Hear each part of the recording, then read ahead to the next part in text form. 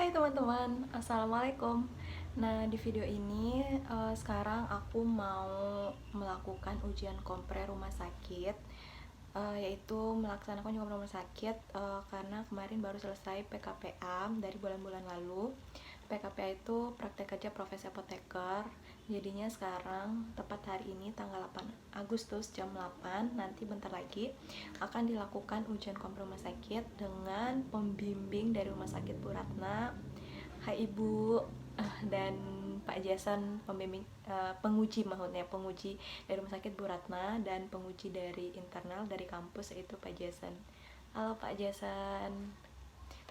Dan nanti di sini nanti aku akan rekam, soalnya nanti aku akan menggunakan laptop. Nah, ini kan lagi COVID-19, jadinya kami ujian kompre rumah sakitnya, baik rumah sakit, industri, dan perapotekan kemarin ujian secara via online semua. Kalau ini nanti akan melalui Zoom. Nanti tunggu aja bagaimana saya dan teman-teman saya yang lain ujian. Saksikan terus. Oke, kita mulai Bu ya. Mereka sudah menanti nih, Amanda dan Isma. Iya. Selamat pagi. Pagi Pak. Are you ready? Yes, I'm ready. Oh ya, very good. Ini orang luar Solo semua nih Bu. Luar Jawa semua nih. Isma dari mana? Saya NTB Pak. Lombok. Bima. Di Isma sebelahnya. Jawa. Bima Pak, Bima. Saya Bima. Amanda. Oh, Amanda Iya. yang Jawa. Sama Lombok, Mataram kan. Iya Pak. Iya, hafal saya. Kalian sudah sempetin ya? Sempet PKPA ya? Iya Pak, cuman nggak, tinggal beberapa minggu, 2 minggu pas COVID diberhentikan. Tarik ya. Iya Pak. Ya, lumayan lah, tapi yang prode sekarang ini malah tidak sempat ke sana. Iya. Hanya lewat video. Monggo Bu Ratna, mau mulai. Ini mahasiswanya sudah siap. Jadi kalian berdua ini katanya 1 jam ya, kalau menurut aturannya. Per mahasiswa kan 30 menit ya. Kita sengaja berdua nih, supaya nanti tidak banyak membisikkan sama teman-teman yang lain. Satu-satu kan kalau satu-satu kan terlalu lambat, terlalu banyak yang dibisikkan nanti. Padahal Pak Jason punya stok pertanyaan tuh banyak sekali loh. Iya, tapi mirip-mirip biasanya. Okay. Monggo Pak Jason dulu aja mungkin ya. Tuh, Pak Jason yang mengawali tidak apa-apa, monggo sebagai penguji satu. Iya, monggo. Penguji satu. Nanti saya melengkapi. Saya melengkapi Pak. Mungkin dari sisi teori dulu, nanti saya akan menambahkan dari sisi prakteknya bagaimana begitu. Oke ya Pak Jason ya. Oke, ya, terima kasih. Terima kasih Bu. Duluan mana Isma sama Amanda? Amanda dulu ya. Amanda dulu Kak ya. Iya. Amanda sudah melakukan ya PKPA di rumah sakit ya, walaupun tidak selesai ya. Apa yang Anda peroleh di sana? Banyak sekali Pak ilmunya yang tidak didapatkan di teori. Singkat toh, sudah lama ini, bulan Februari. Sudah lama kan? Februari Maret ya. Masih ingat? Tanggal 2 Februari sampai tanggal 17 Maret 2020. Ini Bu Ratna, mulai 8.39 berarti selesai nanti 9.39. Iya. 1 jam nih sampai orang Jawa bilang katok deh. Iya, monggo sudah. Kan Pak Jason punya pertanyaannya banyak itu. Isma sudah menunggu nih sama Amanda, Pak. Iya. Oke, terus coba bisa cerita Amanda ya. Katanya banyak tadi, sebutkan, coba jelaskan. Dari mana Pak? Terserah dari mana. Mungkin dari rumah sakitnya sendiri ya Pak. Pertama, kalau rumah sakit Subandi itu merupakan rumah sakit umum daerah. Dia itu mempunyai akreditasi B pendidikan. Kemudian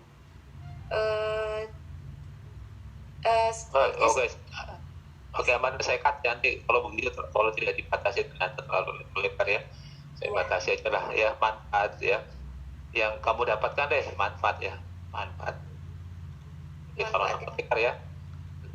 Buat saya sendiri, kalau manfaat dari PKPA itu lebih bisa praktek untuk profesional gitu Pak, untuk pasien. Jadi Ya. lebih untuk mengajarkan kita lebih pede lagi, belajar lagi. Soalnya kan kalau ngomong ke pasien itu kita belajar dulu baru ngomong ke pasien, jadi nggak asal ngomong gitu. Jadi mau ngomong ke pasien belajar dulu, kelamaan ya. Enggak, maksudnya kalau dapat obat apa, jadi nanti biar kita nggak belekak-belekuk apa ya Jawanya gitu. Oke. Isma sama juga berarti mendapatkan banyak pengetahuan ya, pengalaman ya, Iya, terutama Pak. ya sebelum Iya. terjun ke rumah sakit ya. Siapa nama kepala instalasi farmasinya? Dokter Tri, Dokter Subhan. Dokter Tri, Pak. Yang Oh, pas sudah kenal itu. Dokter Sudah Tri, kenal. tapi sepertinya sekarang sudah diganti nggak Bu ya, Bu Ratna? Sudah. Iya, sudah Bu diganti lagi. Bu Helga. Saya kira diganti oleh Bu Ratna ya. Tidak, Pak. Waktu kalian ya, waktu Isma PKPA di sana, waktu mengetahui kepala instalasinya dokter, bagaimana perasaan? Bagaimana pendapat? Kalau sesuai, sebenarnya kaget sih Pak awalnya, karena kan kalau sesuai Permenkes itu kan kalau yang mengkepalai instalasi farmasi kan harus seorang apoteker, Kenapa harus apoteker? karena namanya juga instalasi farmasi, yaitu yaitu suatu instalasi yang melakukan pelayanan terhadap pengelolaan bahan sediaan farmasi, baik itu obat-obatan, alat kesehatan maupun bahan medis habis pakai. Oke. Terus Amanda, saya tanya teori nih, definisi ya. Katanya sudah luar kepala. Rumah sakit, ya, definisinya apa Mas? Hafal kayaknya Bu Ratna nih. Rumah sakit sendiri itu merupakan institusi yang menyelenggarakan pelayanan kesehatan bagi perseorangan secara paripurna, yang menyediakan rawat inap, rawat jalan, dan IGD. Hafal ya Bu Ratna? Kamu baca atau hafal itu? Baca atau hafal itu? Sudah hafal ya? Hafal di luar kepala katanya Amanda, Pak. Di dalam kepala harus ya. Tapi sekarang kalau zaman sekarang ini yang diutamakan apa oleh pemerintah ya, Kemenkes itu mengutamakan apa? Dari tadi yang kamu sebutkan tadi, tujuan pengobatan tadi, tujuan pelayanan kesehatan tadi, yang diutamakan sekarang apa? Konsepnya yang mana yang diutamakan? Yang tadi kamu sebutkan kuratif, preventif, rehabilitatif, tadi yang diutamakan, yang lebih diutamakan yang mana? Mungkin lebih yang ke pengobatannya Pak. Kok pengobatan? Gimana Bu Rada? Pengobatan? Berarti nggak usah yang lainnya ya, pengobatan yang paling utama ya. Pengobatan malah bukan yang utama. Itu pilihan terakhir lah. Pencegahan. Sekarang konsepnya lebih ke apa Isma? Pencegahan. Lebih ke Preventif, ya. preventif Preventif. ditambahkan ya, preventif ya. Jadi dokter itu kalau bisa pasien yang menjadi di wilayahnya itu semakin sedikit yang berobat, insentifnya semakin tinggi. Iya. Begitu ya Bu Rana ya? Iya, Sedikit seperti yang itu. Karena pakai konsep. konsep inasi bijis kan sekarang ini. Iya. Semakin Inasi tinggi bijis. biaya pengobatan, semakin tinggi biaya untuk terapi, maka marginnya yang diperoleh akan semakin kecil seperti itu. Rumah sakit sendiri ya, apa namanya, punya standar, ya kan? Rumah sakit itu punya standar, dan yang menetapkan standar itu adalah siapa yang menetapkan standar rumah sakit? Saya bicara tentang akreditasi nanti ya Dek ya. Nah, akreditasi rumah sakit. Nah, di Rumah Sakit Subandi sendiri, adik-adik apakah sudah pernah diberikan materi atau mungkin pernah mencari tahu Rumah Sakit Subandi ini sudah pernah melaksanakan akreditasi atau belum? Sudah. Amanda? Oh, Sudah Bu. Sudah. Akreditasi tahun berapa yang terakhir di Rumah Sakit Dr. Subandi? 2019, tapi waktu saya PKPA masih reakreditasi, jadi ada beberapa poin yang perlu diulang gitu Bu. Kamu PKPA kapan? Bulan 2020 kan? Iya. 2020 ya. Jadi diulang ya, remedi ya waktu itu. Di tahun 2019 Rumah Sakit Dr. Subandi melaksanakan akreditasi. Standar apa yang dipakai waktu waktu tahun 2019?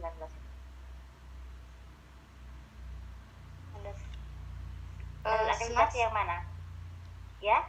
SNARS yang versi SNARS, Standar Nasional Akreditasi RS.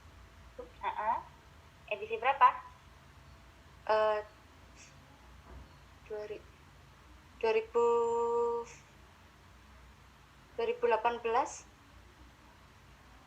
Edisi tahun 2018. Seperti itu sebutannya. Gimana Isma?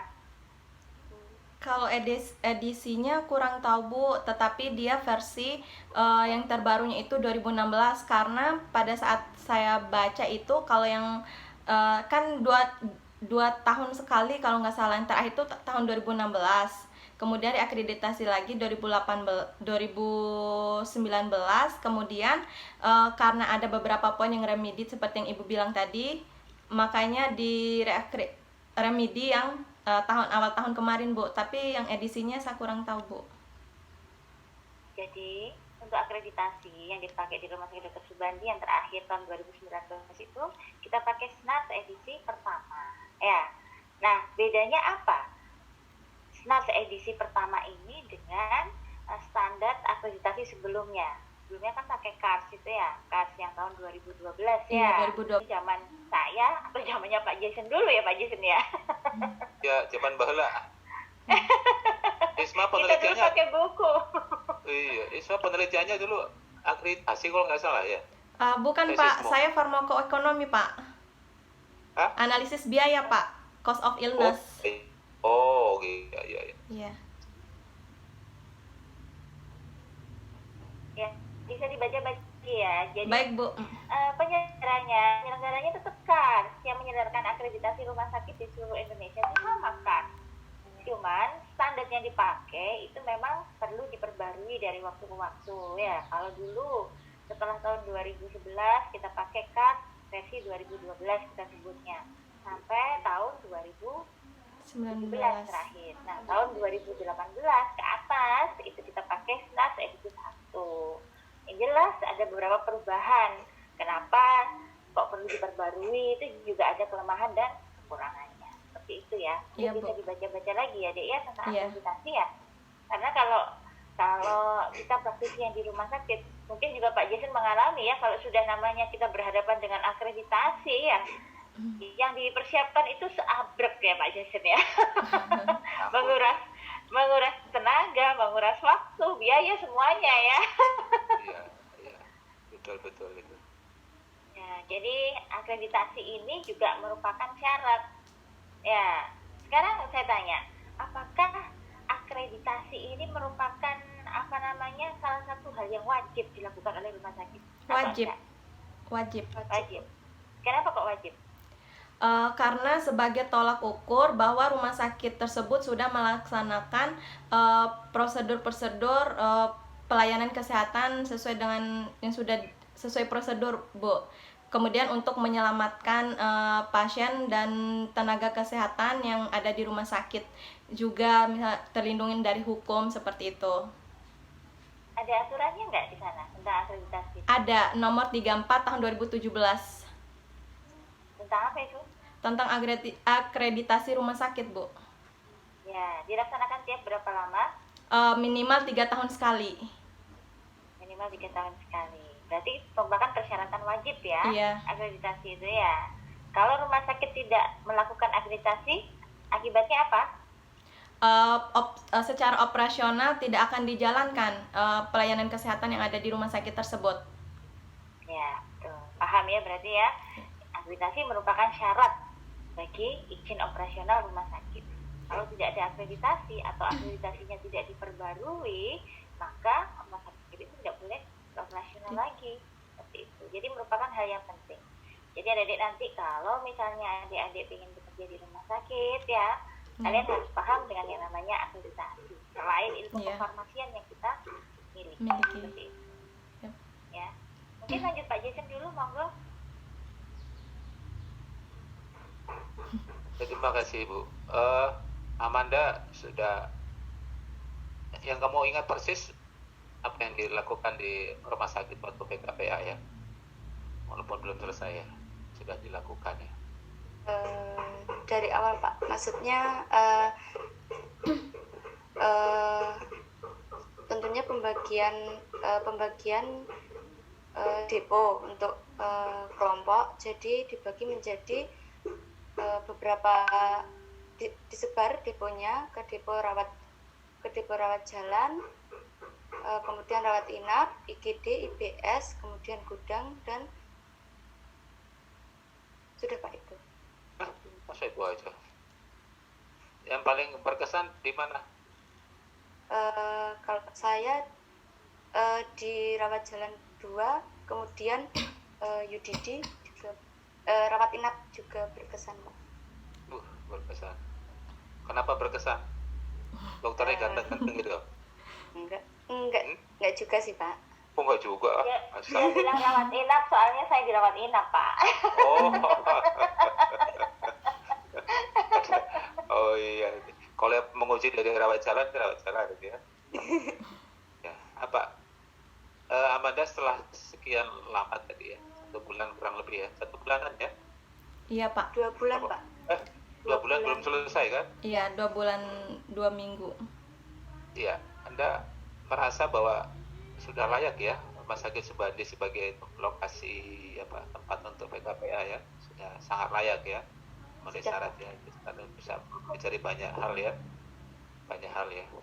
Oke, terus sebenarnya apa sih tujuan PKPA ya buat Amanda? Tujuan PKPA sendiri, kalau yang materi yang nggak didapat dari kampus, dari teori, itu bisa diberi waktu PKPA. Jadi kita waktu PKPA selain dapat ilmu, kita juga bisa mengembangkan skill mulai dari komunikasi, kemudian kalau analisis kayak swab gitu Pak. Kan kalau di materi kita kayaknya kesusahan, tapi kalau waktu praktek tidak serumit ya. Iya. SOAP itu ya. Iya. Waktu di kelas atau di kampus pusing gitu ya SOAP. Tapi begitu di rumah sakit ya langsung praktek lebih mudah begitu ya. Iya Pak. Gitu ya. Jadi sebenarnya tujuannya apa tadi yang merangkum tadi yang disampaikan oleh Amanda tadi, tujuan PKPA itu apa? Kalau menurut saya, kalau tujuan PKPA itu untuk mengetahui bagaimana pekerjaan pelayanan kefarmasian secara langsung, kemudian untuk menjalankan tugas untuk salah satu syarat untuk menjalankan tugas seorang apoteker itu seperti apa di rumah sakit, kemudian untuk mengetahui seberapa jauh peran apoteker dalam melaksanakan sebuah pekerjaan kefarmasian di rumah sakit. Oke, kalau dikaitkan dengan teori praktik tadi yang disampaikan oleh Amanda, teori di kampus, praktik di lapangan di rumah sakit itu bagaimana ya tujuan PKPA? Tadi Amanda sudah membuka itu bagus ini, bahwa ada coba Anda kaitkan PKPA sebagai tempat praktik dan teori di kampus coba. Iya, sebagai salah satu wadah tempat praktek mahasiswa calon apoteker. Nah, di mana kan kita misalnya di kampus nih ada beberapa misalnya tidak kita lakukan di kampus, tetapi di rumah sakit kita dapatkan. Misalnya contohnya itu misalnya kan depo nih, salah satu depo misalnya IBS aja Pak. Itu saya tidak dapatkan teorinya di waktu saya kuliah sebagai apoteker di USB, tetapi waktu saya praktek di rumah sakit Dr. Subandi itu saya masuk ke ruangan IBS atau depo farmasi tersebut Pak, seperti itu. Iya. Salah satu contohnya. Ya, jadi secara umum itu apa ya, itu gunanya untuk melengkapi teori yang diperoleh di bangku kuliah ya. Iya, Karena tidak ada yang mengampu juga, tidak. Memang ada praktisi, tapi sebagian besar akademisi yang mungkin belum punya pengalaman sebagai apoteker di rumah sakit ya. Jadi dengan adanya PKPA ini melengkapi ya, Wadah. melengkapi teori yang diperoleh di kampus. Jadi bayangkan kalau seorang apoteker yang bekerja di rumah sakit, dia hanya pengetahuannya berdasarkan kuliah di kampus saja, kurang ya. Kurang. Dia tidak punya kemampuan yang psikometrik terutama ya, karena untuk membangun kompetensi kan harus ada. Iya Pak. Di lapangan kadang-kadang tidak sesuai dengan di teori ya. Teori begini di lapangan itu bisa berbeda ya, bisa begitu. Anda menemukan tidak sesuai antara teori dan praktek ya, khususnya di rumah sakit Subandi selama PKP? Mungkin yang pertama, jumlah apotekernya tidak memenuhi Pak. Kemudian harusnya berapa kalau yang Anda ketahui? Kalau untuk jumlah bednya kan ada, kalau saya tidak salah beratnya ya 415. Kemudian kalau untuk satu orang apoteker kan maksimal memegang 30 pasien untuk rawat inap. Nah, untuk rawat inapnya saja kurang lebih membutuhkan 20 apoteker. Terus rawat jalan? Rawat jalannya mungkin 4 Pak. Soalnya 4. rame Ya, sekali. seharusnya kebutuhannya berapa? Seharusnya berapa? Seharusnya kalau menurut hitunganmu tadi secara teoritis ya, Iya Pak. harusnya berapa kira-kira seharusnya? Jadi yang sekarang berapa yang kamu ketahui jumlah apoteker yang sudah ada? Kalau tidak salah Pak 17. Betul Bu Ratna, 17 betul. Bukan 17. Kamu kan Februari Maret ya? Iya. Februari Maret ya? Sudah enggak 17 waktu itu. Apalagi ya, ada lebih banyak Bu? Lebih sedikit Pak. Tadi yang Mas Barli kan sudah resign per sama- Desember 2019. Jadi waktu Februari Maret itu sudah tinggal 16 kan. 16. Ya. Iya, sekarang malah lebih kurang lagi. Ada yang resign juga sekarang. Maksudnya Isman dan Amanda bisa ngelamar ke sana nanti. boleh. Diterima Bu. Tapi Loh, kan dites dulu dong. Oh, Tuh. siap Bu. tapi kontrak dulu ya. Iya. Iya. Sekarang memang untuk penambahan pegawai itu sangat susah Pak. Iya. Untuk PNS juga kita masih nunggu formasi. Untuk penambahan tenaga BLUD-nya sendiri, kami itu juga harus menunggu persetujuan dari BKD. Jadi sama susahnya. Sekarang untuk penambahan tenaga seperti nakes ini kan butuh banyak. Akhirnya kita rumah sakit itu pakai cara magang istilahnya. Seperti itu. Dengan perpanjangan kontrak itu setiap tahun untuk yang pegawai magang ini. Karena itu tadi karena penambahan pegawai itu sangat susah. PNS nunggu formasi, untuk pegawai BL ya nunggu rekrut, untuk Maaf ya, penambahan Pak, pegawai batuk. BLUD sendiri juga menunggu persetujuan dari BKD gitu. Gitu ya. Itu Anda bisa melamar ke sana, magang ya orang pokok. Iya, pengalaman Itu dulu kan yang digaji. penting ya Pak ya. Itu kan digaji. Oh iya deh. Yo digaji Pak, pasti dong. Nggak kerja bakti kok. Ya, jadi menurutmu tadi itu yang sesuai ya jumlah apoteker ya? Iya. Iya, memang kalau sesuai hitungan teorinya jumlah bed ya, jumlah kunjungan mungkin masih di bawah standar ya Bu Ratna ya, karena kondisi tadi ya. Kalau memang menurut hitungan ya Pak Jason dan adik-adik ya, kalau hitungan seperti yang disampaikan Amanda tadi, itu memang sepertinya kurang. Satu apoteker dirawat inap paling tidak memegang 30 pasien, seperti itu ya yang kita ketahui ya. Kemudian untuk dirawat jalan, satu apoteker juga sekitar 50 pasien. Kurang sekali kalau berdasarkan hitungan itu. Itu hitungan yang di mana, Dek? Kalau boleh tahu. Permenkes nomor berapa itu? Lupa dia. Karena Terlalu banyak, begini, Pak. karena begini Pak Jason, aturan yang ada di Indonesia itu sepertinya saling bertabrakan ya antara satu aturan dengan aturan yang lain. Betul. Kenapa saya bilang seperti itu?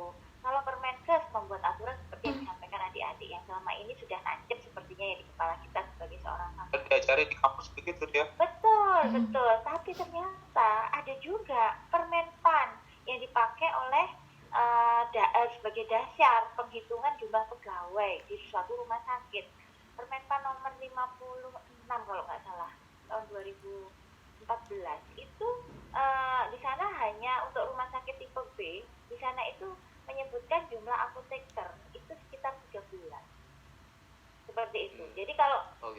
yang mana yang mau kita pakai itu akhirnya kalau seperti yang kami alami di rumah sakit pemerintah ini, akhirnya satu aturan dengan yang lainnya itu akhirnya bertabrakan. Karena Tidak pas kalau ya. betul, karena kalau menurut analisa beban kerja yang ditetapkan oleh Permenpan tadi ya, tipe B dengan apa namanya, dengan jumlah tempat tidur sekitar 400-an itu cukup begitu loh.